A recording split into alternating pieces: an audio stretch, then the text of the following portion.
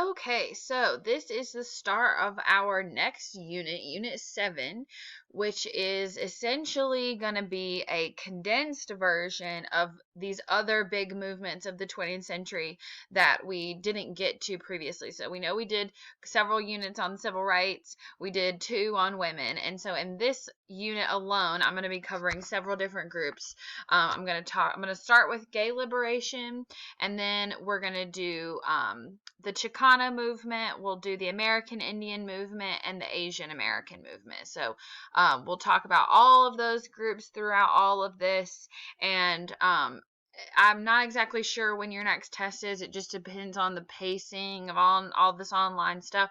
But whenever it happens, I'll be sure to announce it on Canvas, and I'll post the text notification that it'll be that week or whatever. But this shouldn't be too terribly a long unit. All our units have typically been around the same length, a little bit short of 2 weeks, generally between a week and a half and 2 weeks. So this will probably be around the same. So like I said, we're going to start with gay liberation, and before we can get into what was happening in the 20th century and when the gay lib movement really happened. I think it's important that we go back and get some background. What we know is that this is a very different movement from women or African Americans, because we do have recorded history. It's not always perfect, but we do have recorded history of what was going on with women and African Americans in the 19th century, 18th century, 17th century, and so on. There's not really a lot of recorded information about LGBT history in these earlier centuries, and that is all because it was criminal. And recording that history could get someone in big trouble, potentially killed. So there wasn't a lot of, we don't really have records. Does that mean that there weren't any gay people in the 19th century? Obviously, no, that's not what that means. There have always been gay people. They just couldn't always be themselves and be open about who they were for their own safety. So at the start of U.S. history, looking at the 18th century, late 18th century, most homosexual acts were actually capital offenses in several states. Cross-dressing was a felony punishable by prison or violence in virtually every state. And these are just the legal ramifications, right? Obviously, culturally, there would be even more consequences. Even if you weren't necessarily convicted of something like this, just being accused is similar to a witch hunt, right? An accusation is all that it takes. And then you could lose your job, lose your family, be like a societal outcast, essentially. So most people were just forced to live in hiding to protect themselves and their families, which is why we don't really see, we don't really have any openly gay historical figures in most of American history in these early years. Of course, there are people who we've suspected, Eleanor Roosevelt, James Buchanan, Abraham Lincoln, but we don't have any type of actual evidence, just things that, circumstantial evidence, things that altogether make it look like they could have been, but we don't have anything, concrete. The earliest we're ever going to see any type of movement, not necessarily in terms of LGBT rights, but almost consciousness raising of their existence, was actually called the Uranian movement, and that's spelled Uranian.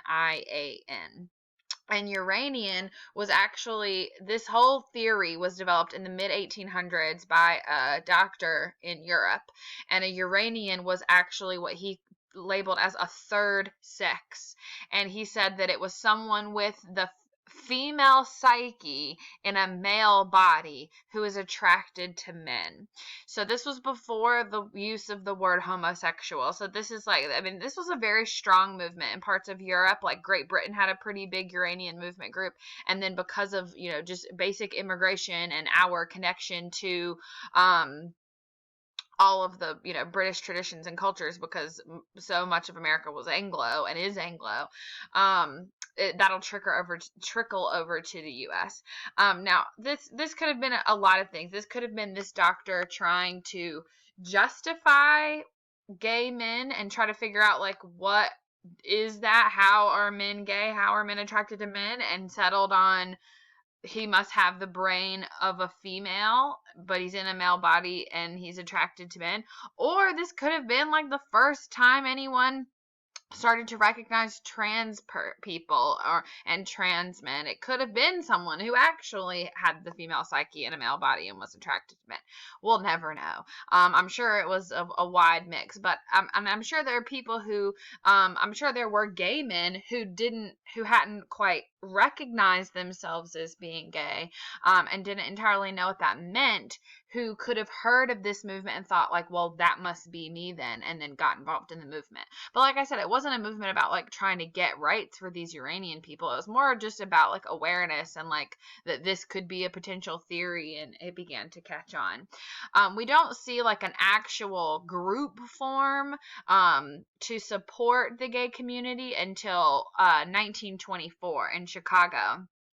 Henry Gerber was the man's name, and he was a veteran of World War One. During World War One, he spent some time in Germany, and Germany is where some of those early Uranian movements were happening. And they had, especially in Berlin, they had like a big they wouldn't have called it LGBT, but essentially that's what it was, community, and had those conversations. And when Henry Gerber came home, he was like, we need that here. As a gay man, I want something like that. We need like a support system. So he formed the first ever openly gay organization in America, and it was called Henry Gerber's Society for Human Rights. And their whole purpose was what he called friendship and friends, which was just like, we're not trying to get rights. We're not trying to say we want to marry each other or do anything in particular. It definitely was not a group that advocated for any type of change. It was just essentially meant to be like a support group where gay people could be honest about who they were in a safe setting around people who were the same. But unfortunately, it was shut down pretty quickly because, like I said, homosexual acts were criminalized in every state in the Union at this point. So it didn't take long before, that organization couldn't really exist. But in 1948, we started to learn some more things about sexuality. A man named Alfred Kinsey published the first scientific study about sexuality ever. And what he came up with was the Kinsey scale, which if you've studied psychology or sexual behavior before, if you take a class like that in college, I'm sure you'll talk about the Kinsey scale, and I believe that there's a drunk history on this. But Alfred Kinsey essentially decided through his research and everything that sexuality is a spectrum, and a lot of people believe that now, but he's definitely probably the first person to say it, and he said that everyone falls somewhere on the scale, and ultimately he concluded that 10% of men and 5% of women were gay for at least 3 years of their lives, which is kind of a funny thing to hear about. One, because 10% and 5% are really low numbers. So in reality, the amount of gay people in the total global population is much higher than 10 or 5%. And also, the whole at least 3 years thing is kind of funny. So you can tell here, even through the scientific research, Alfred Kinsey still believed that it was a temporary phase, choice, or something along those lines. But like I said, these are the first times that we really start to have these conversations or learn about any of this at all. And once we get into this era of all of these social movements of the 60s, it opens up conversations and about people saying like, hey, women aren't the only disenfranchised group. People of color are not the only disenfranchised group. There are other groups that legally just cannot live in America and be themselves. And so that's when we'll start to see this form. So in the 1960s, a few more groups will form to support the gay community, but especially in cities, and probably the strongest area where we're going to see that begin is going to be New York City. For example, one of these groups, one of the biggest earlier groups of the 60s was called the Mattachine Society, Mattachine, Mattachine, which was founded by a man named Frank Kameny.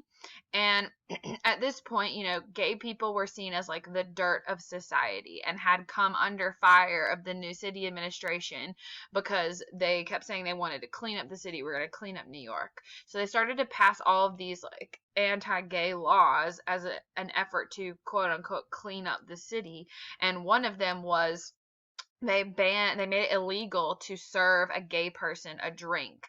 Being gay was considered disorderly conduct, and disorderly conduct was illegal, and they thought exacerbated by alcohol. So they said basically, like if you are a woman and you're dressed too masculine, if you're a man and you're dressed too feminine, we're going to assume you're gay and we're not going to serve you. And so people would literally just get turned away by bars. Like, you can't come in, you can't order nothing.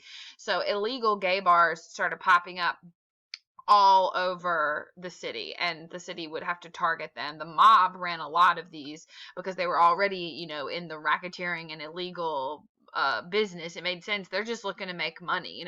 They weren't, I wouldn't necessarily consider the mob to be like pioneers and allies for the gay community, but they were just looking to make money. And if this was a way to do it, then they were fine with that. So one of the early members of the Mattachine Society, a guy named Dick Leitch, started the first public protests and demonstrations for gay rights in New York, protesting these, I guess you would call them like anti-gay bar laws or anti-gay alcohol laws, and he called it a sip-in, which was sort of like a sit-in, but at bars where they would order alcohol. And the Mattachine Society definitely represented one of the more militant sides of the movement. They won't be the only one. They're just one of them. And these sip-ins worked, and they kept getting attention, and it inspired people to keep working for better treatment of gay people in and around the United States, not just in New York. And it will eventually, encourage this new movement to continue to grow. So we'll start to see new groups pop up all over the United States, not just in New York. And at the same time that this is happening, we're also in the middle of the sexual revolution of the 1960s and 70s. This is happening at the same time. Women's lib is happening. Women are being encouraged to own their own sexuality. We're starting to see a societal shift in thought about sex and how sex isn't just for marriage or procreation. So it's like the perfect opening for there to be acceptance of and tolerance of gay love and the LGBT community. And we know that for so long, these people have gone without resources. So some groups, that will be their focus. For example, there's a group called HYMN, H-Y-M-N, which stands for the Homophile Youth Movement in Neighborhoods. Homophile is like the first word they used before they really started to say homosexual. Because phile just means love, right? And homo means same. So that's pretty much the same as homosexual. Just Homophile Youth Movement in Neighborhoods. And this was founded by a man named Craig Rodwell. And he's the first person, and him is the first group to use the phrases like gay is good or gay power. And he used his movement to publish gay authors and to publish their writings and poetry and things like that, and raised money to take care of homeless and displaced gay youth in the city. And as this movement, this was in New York, and as this began to grow, the West Coast has, of course, their own community, and they decide they need to see it kick off as well. So we'll see the first gay liberation organization on the West Coast form, founded actually by a priest named Adrian Raverohr and a guy named Billy Garrison, who started working together, and they formed a group called the Vanguard. They are going to kickstart this entire movement on the West Coast. They're going to found the Gay and Lesbian Center, which still operates in California. It wasn't just, they basically are going to try and unite the gay lib movement, which is not even necessarily named in the 1960s. We're just starting to see these groups form, and these conversations started to happen. But what they wanted was to connect what the beginnings of their movement was to the Black Panther movement, to the women's movement, and other things. So they got gay men and women to join the Black Panthers and unite them with their causes, because this was happening in San Francisco. And Oakland is where the Black Panthers were, and also in San Francisco is where the Chicano movement was really becoming more popular, and where a lot of these like student blowouts were happening, and we'll get to those later in the unit. But San Francisco is going to be like a big hotbed of social change, and so they were wanting to unite all of these groups together. One of their members, named Carl Whitman, who is going to become like a major leader for the West Coast, and he is going to branch off and form his own group called the Gay Liberation Front, or the GLF, which is definitely like probably the most well-known, more militant side of the group. This sort of like the gay version of the Black Panthers. And he wrote his own manifesto called Refugees from America, but America with a K instead of a C. So Refugees from America, a Gay Manifesto, and it published it nationwide, and it's considered to be like the Bible of the gay liberation movement. And he talked a lot about the experiences of the gay community and what it meant and what they wanted to move forward and how they've been treated, and it really resonated with a lot of people. So that's probably the most important early publication that we're going to see.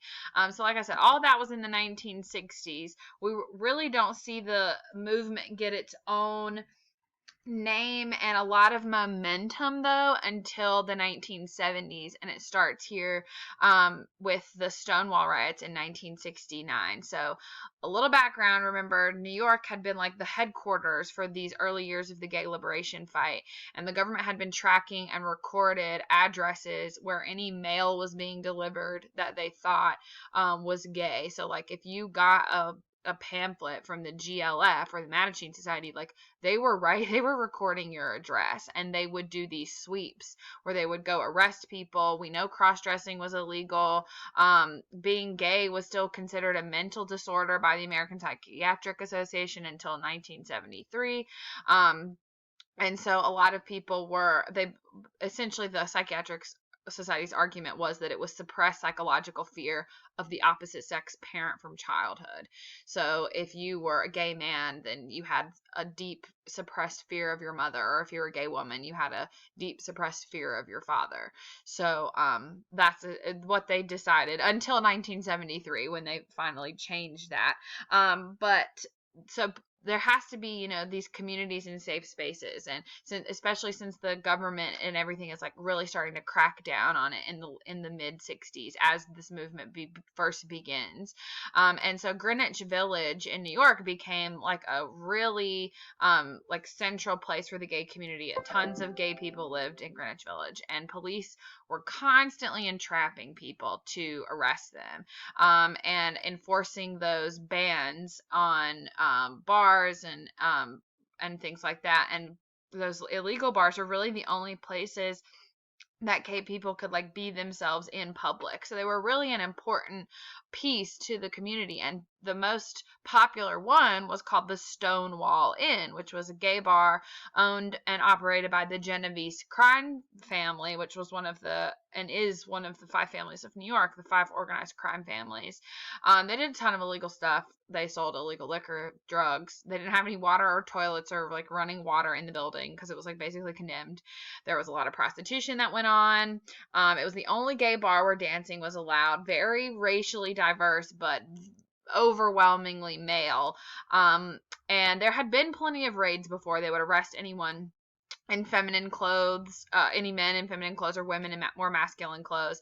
But on Saturday, June 28th of 1969, that raid went differently. Police showed up, and they're like, everybody's under arrest. We're taking the place. Like, stop what you're doing. And it was likely because, this was different because normally the people who worked for the bar and the Genovese family would find out about the raids ahead of time, and they would get most of the people out because they were paying off all the cops. And this was probably, we suspect, led by cops who had not been paid off. the cops had found out that the mob had been making a ton of money off blackmailing wealthy patrons, and they were like, well, why aren't we getting a cut of that? And so the ones who weren't being paid decided to do this raid. Of course, the people in the bar refused to cooperate, so the cops decide to like kick things up a notch, and some of the male cops start like groping some of the women who were in the bar, and a crowd starts to gather outside. People start shouting gay power. People start singing "We Shall Overcome," and one of the cops finally pushes a drag queen, and she hit him with her purse. Then people start throwing beer bottles at the cop cars and at the like big, those paddy wagons, you know, the big like truck things that they put like a lot of people in at once when people are being arrested. They start throwing beer bottles at them, and they were arresting this one lesbian woman, and they were dragging her out of the bar, and the cop was beating her in the head with his baton, and she looked at the crowd and said, why don't you guys do something? And when she said that, it just like a bomb went off, not literally but like metaphorically, and it erupted into a whole riot, this whole violence with the police. They had, when the cops had the ones that were still inside the bar had heard everything get crazy outside, they barricaded the door so that people couldn't get in an effort to try to like keep it outside and keep peace inside while they were continuing to process and arrest people. But the crowd they ripped a parking meter out of the ground and used it as a battering ram to get back in. And then when the police, went in and followed them, they attacked the police inside and like locked them up. Eventually they had to send in the SWAT team, or like the tactical police force, where they tried to push people back. And a group of drag queens, I'm not making this up, formed a kick line and started singing, and of course, like to protect the protesters. And then of course they were attacked by police. By this time, the crowd is massive, and people are calling 911, calling the cops, but they're also calling the press, because it's New York. There are apartment buildings and windows everywhere. If something happens, like, people are going to see it. And this was a gay neighborhood, and everyone, for the most part in the surrounding areas, was going to sympathize with the protesters. So this ends up, in every major mainstream news outlet, which was really unusual. Normally, if something like this was to happen, it would have only been covered by like, very small news media outlets and like local news. It wouldn't have been on ABC that night, but this was. The Stonewall Inn itself was completely destroyed during the entire raid and the riot, but they did write things all over the walls and stuff. And gay newspapers saw this as an opportunity to, capitalize on this. Let's spread information about what really happens, distribute information about our side, and start organizing some marches and some protests. So that's when we really consider this to be the start of the movement, and it will spread to more and more cities. This is when we're going to see that Gay Liberation Front start to gain more members and become one of probably the most well known and the largest gay liberation group during this entire movement. It was the first organization to use gay in their name, and it was the first organization to really connect both coasts. They had members in the West Coast and the East Coast, and it sort of brings the entire movement together when it originally had just been sort of like two separate things happening in small pockets. And then Greenwich Village is going to start its own new newspaper called Gay, and they called it Gay because other newspapers wouldn't print the word gay. They would use homosexual or homophile, and because they thought that it was obscene, so they were like, well, what's the most obscene thing we could do? We could just call it gay. So that's what they did. And on the 1-year anniversary of the Stonewall riots, they held a pride parade in June of 1970. That was the first pride in the United States. And every year after that, they've held pride demonstrations in June, and June is labeled Pride Month. And this is why. It's because of the Stonewall riots.